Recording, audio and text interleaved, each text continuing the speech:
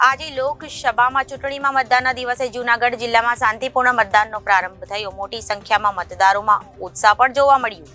પૂર્વક મતદાન કરવા મતદાન મથકોમાં આવી રહ્યા છે. મતદાન મથકો ઉપર લોકો કતારબદ્ધ જોવા મળી રહ્યા છે. જૂનાગઢ જિલ્લા કલેક્ટર અને જિલ્લા ચૂંટણી અધિકારી શ્રી અનિલ રાણાવસિયાએ સપરિવાર વહેલી સવારે ગાંધી ગ્રામ શિશુ મંગલ સંસ્થા નજીક જૂનાગઢ ઇન્ટરનેશનલ ખાતે મતદાન કર્યું હતું.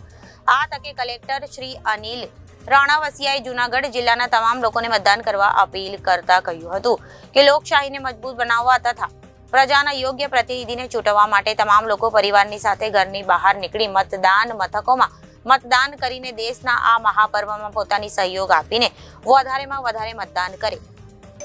લોકતાંત્રિક વ્યવસ્થામાં આપણને ઘણા બધા અધિકાર મળ્યા છે, જેમાં નાગરિકો પોતાનો અધિકારનો ઉપયોગ કરતા હોય છે, પરંતુ સાથે સાથે આ લોકતાંત્રિક વ્યવસ્થામાં આપણી ઘણી બધી જવાબદારીઓ પણ છે.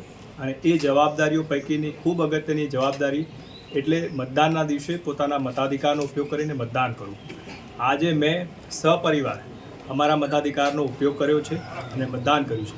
તો મારી સર્વે જૂનાગઢવાસીઓને નમ્ર અપીલ છે કે આજે સાંજે 6 વાગ્યા સુધી મતદાન થવાનું છે. તો આપ આવો, મતદાન કરો અને લોકતાંત્રિક આ વ્યવસ્થા છે એને મજબૂત કરવામાં આપનો સહયોગ આપો.